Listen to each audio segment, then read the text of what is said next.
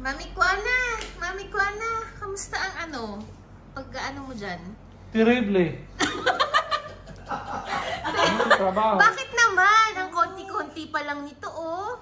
Pilipino, mucho ropa. Cada día, 3 veces bañar.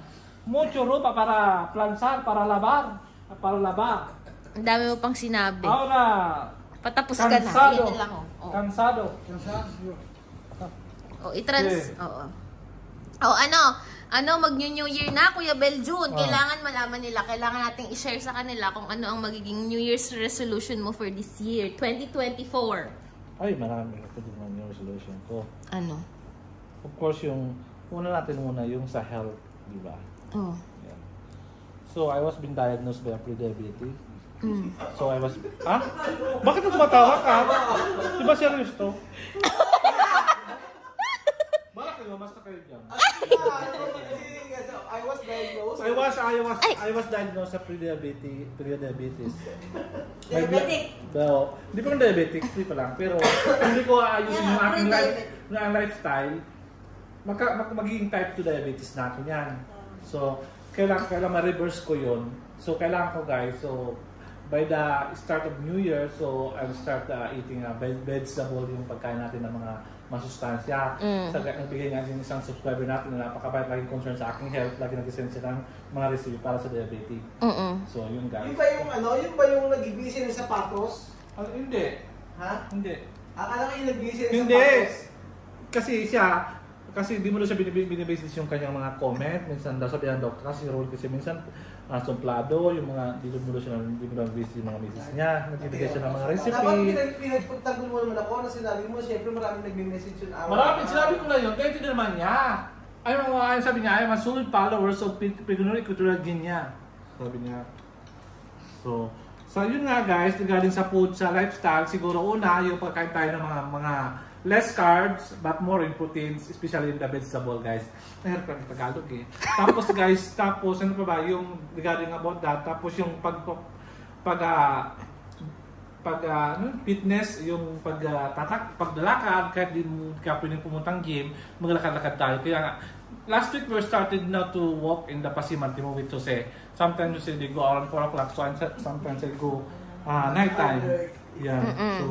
So yung paglalakad natin para mag-circulate yung blood natin, di ba? Kailangan pag diabetic ka, kailangan yung sa foods, tapos yung healthy lifestyle mo, di ba? Kailangan natin mag-jogging o magtakbo, mag-swimming, kung anong mga iba't ibang sport para matunaw yung mga carbs natin. Especially pala, pag kumain tayo ng carbs, kailangan i-burn natin yung carbs, gaya ng rice, pasta, bread, yun. So less na ako yan guys. Tapos, more on hindi na ako makakapag-gym kasi ang gym malayo ang gym namin dito. Tapos walang tayo mag-gym. Yun na nga lang. Tapos ano pa ba? Siguro yung sa akin naman, sa personal life ko naman, siguro yung maging mabait. Pero actually mabait naman talaga ako guys. So mas maging mabait pa siguro ako. Tapos yung pagiging makatao, makabansa. Nakakaloka naman. Makabayan. Hindi, makabayan, makakalikasan. Kasi protect the environment tayo guys. Kaya nga guys, last week, nag-order na ako guys ng mga fruit-bearing trees para tayo sa likod ng bahay namin. Pananim para in the next generation, mayroong kung wala na ako sa mundo nito, yung mga anak ko, mayroon silang maaanin na mga tanim ko mga puno sa likod ng bahay. Yung mga kain ng mga pagkain tulad ng mga lansones, rambutan, longgan, ponkan, mga dalandan, mga foods na pwedeng mapain. Tapos guys, by next year, uwi na ako sa Pilipinas, mag-start ako ng farming.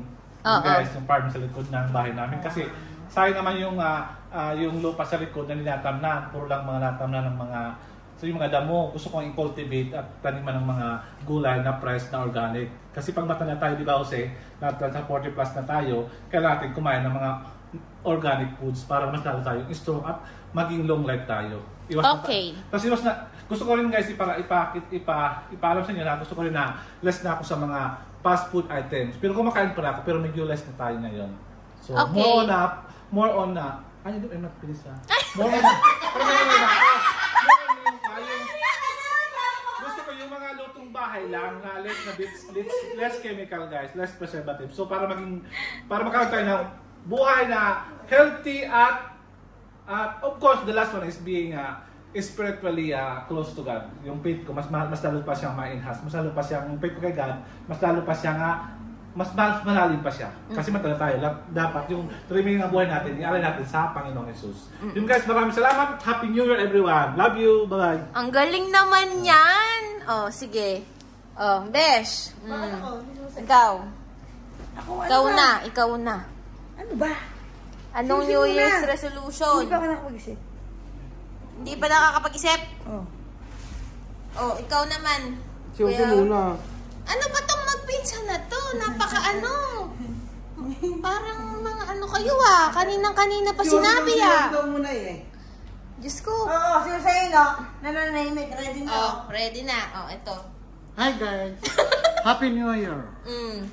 Sana nasa mabuting kalagayan yung lahat. Diba? Una, siguro New Year resolution ko, good health ng pamilya ko, ako at saka anak ko. Kasi yung anak ko, masakitin din yun eh. Ako, may maintenance na rin. Hindi ko alam, hanggang kailan na lang ako. May maintenance ka na ako sa'yo? Eh? Wala ganun. Hindi. Oh, parang gulat na gulat ka pa ha. Bakit lagi naman ang gamot? Hi, Bal. Yung Isa lang. ako. Ay, ano lang yun eh. Yung awak maintenance. Sa high blood lang yun, isa lang naman. Masaya na doon. Kasi normal naman tayo, kasi kinakain natin dito. Oo. Puro mga, alam mo naman, puro tayo karne. Oo. Less of vegetable, less na isda. Kadalasan tayo, puro tayo protein. Kaya yung katawan natin, puro mantika. Kaya natutuwa ang high blood sa katawan natin. Lahat-lahat tayo siguro dito, puro high blood eh. Tapos, yun nga, healthy livings lagi. Kailangan dagdagan siguro mag-exercise. Yan. Pagkain ng mga gulay, pagkain ng mga seafoods. Kasi kadalasan talaga source ng sakit natin yung puro tayo kulang sa exercise, puro tayo mga protein na pagkain. Siguro isa din yung dahilan na tumataas yung mga natin, mga sakit-sakit sa katawan. Saka alaga sa sarili. Kailangan aware lahat sa mga bawal, dagdagan yung pag-exercise. Kailangan para tataas pa yung buhay natin. Hindi naman tayo sa nag-umarte, kung wala naman tayo pagkain na iba, kung may protein, siguro mabawasan siguro siya ng pagkain kasi magugutom ka rin, hindi ka kakain. Alam mo naman, trabaho dito, napakadami. Tapos, yun nga, patuloy lang ang buhay kahit hanggang ano maabot. Abutin ang kaya. Huwag lang masyado sobra-sobra kasi yun lang naman talaga. Basta ang health lang asawa ko at saka anak ko, sana patuloy na i-bless ng Panginoon na dagdagan pa natin ang panampalataya natin sa Panginoon, na maging malapit tayo sa Kanya. At saka maraming blessings padarating sana sa amin. Di man natin inaasahan, di man natin hiningi, pero sana marami pang darating sa buhay natin na di natin inaasahan. Continue lang tayo sa paggawa sa ating buhay.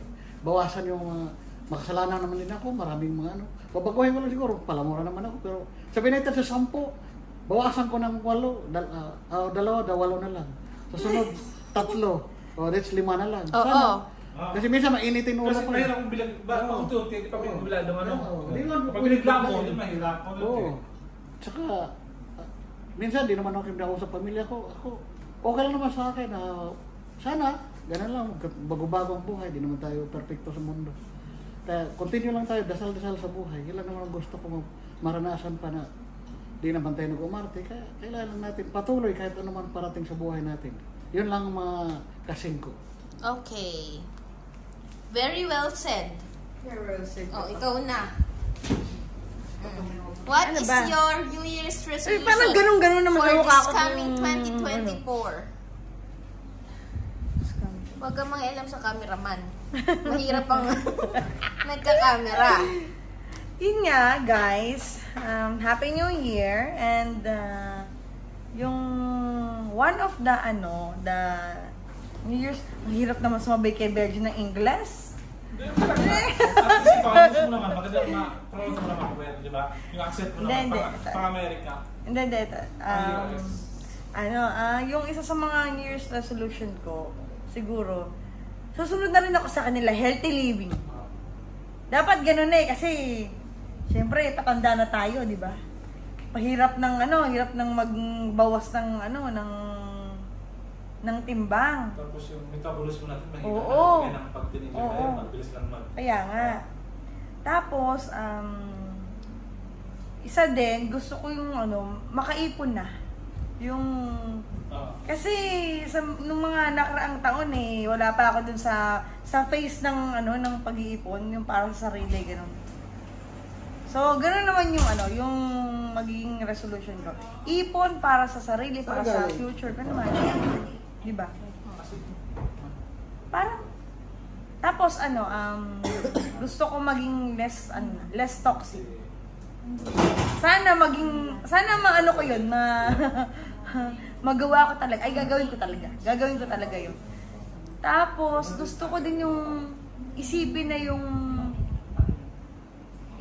yung kunwari, pag-uwi ko sa Pinas, kung ano yung gagawin ko doon, kung magbi-business ba ako or kung ano yung dapat may plano na ako na gano'n.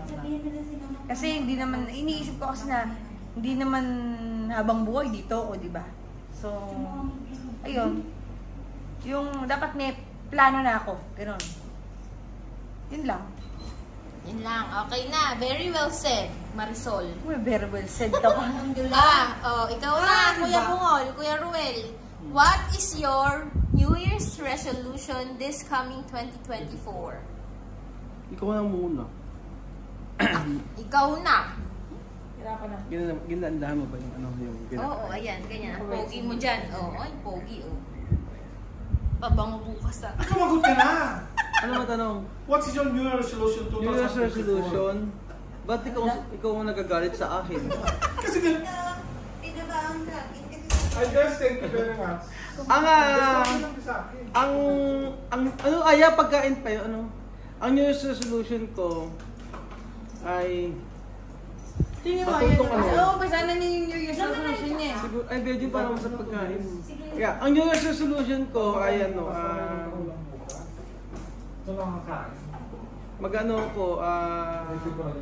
matutong magsabi ng hindi. Matutong magsabi ng hindi laging oo. Lalo-lalo na sa wag kong pilitin na kayanin yung mga bagay na hindi ko naman kaya. Yun. So, hindi lahat ay dapat nag-yes ako. Kunyari, may nagsabi sa akin na ganito, na kailangan, matuto akong magsabi ng hindi. Ganun. Tapos, personal, sa sarili ko, siguro, stop ko nang kumain muna ng pag-stop ako kumain ng Pagod si ate. Pagod ako. Rice. Rice, hindi ko na tinatanggal yung rice sa pagkain ko. Tapos, kasi nung bumalik ako dito, nag-ano ako sa rice, bumalik Tapos, stop ko na muna yung rice. Tapos, yung pork, tanggalin, tsaka yung prito. Ang sugar, siguro, konti. Bawasan ng konti, kasi may din ako sa matamis Tapos, ano pang gagawin ko ngayong taon? Sana,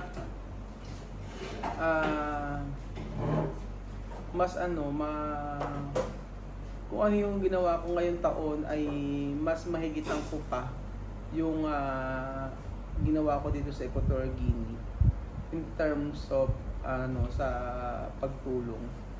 Ganun. Yun lang. Sa family, mas magkaroon ng time na mag-video call sa family ko sa Pilipinas. So, everyday naman nakakapag-video call ako, pero siguro mga 15 minutes, ganun lang, 30 minutes. Ayun, matagal na yung isang oras. Pero ngayon, more time sa family kasi malayo nga. So, yun lang ang aking New Year's resolution. Tapos magiging more time sa family kasi di ba? For going sa Pilipinas, di ba? Magkasama mo siya forever. Oo, ngayon nga sabi ko. Oo, ganun. Yun, more time sa pamilya, sa video call.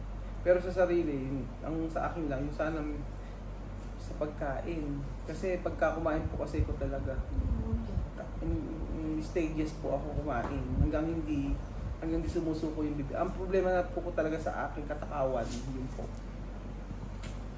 Halos lahat kami dito matakaw.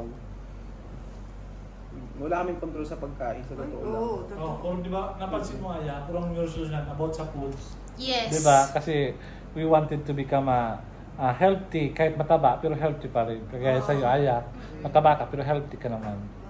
Di ba? Oo. Oh, ako na. Ay, ito na. Ako naman guys, first itaas mo yung ganyan, ganyan. Yung maganda yung angle. Oo, yung first, babawasan ko na yung kakakain ng matamis. Kasi yun talaga yung weakness ko eh. Kahit hindi ako kumain ng kanin, basta may matamis, inuuna ko yun. Like, for example, kaya kong kumain ng whole na Snickers. Ngayon, kalahati na lang. Ganon. Tapos, second, hindi rin ako pala inom ng tubig. So, ngayon, kailangan i-monitor ko kung ilan tubig ang naiinom ko per day.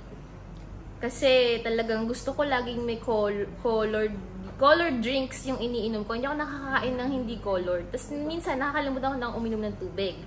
So, ayun. Yung pangatlo, gusto kong to learn a new skill. Like, feeling ko ipupush ko yung pag-aaral ko ng Spanish or about sa vlogging. Depende kung ano yung maano ko, pinag-iisipan ko pa. Pero baka yung pag-learn ko ng Spanish, yun yung ipush ko. Kasi sa nakikita ko, pinag-isipan ko kasi mabuti, marami siyang magiging benefits. And then, siguro ngayon, magiging organized ako. Kasi hindi ako organized na tao. Sa office din, sinasabihin ako ng amo ko na hindi ako organized. So, ngayon, siguro, itatry kong maging organized. So, ayun lang. Yun lang. Okay, very well said.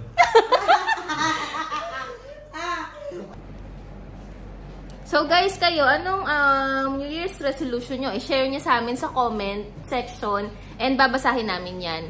So, ayun, yun lang for today's vlog. Thank you guys for hearing and listening to us. Thank you. Bye! Bye! Oh, Kuya Beljun, kakasabi lang, di ba? Kakasabi lang ng New Year's resolution. Wala pang New Year, di pa 2024. May point ka naman. Kain tayo, guys. So, talagang inaano mo na. Ewan ko sa'yo, bahala ka. Oh.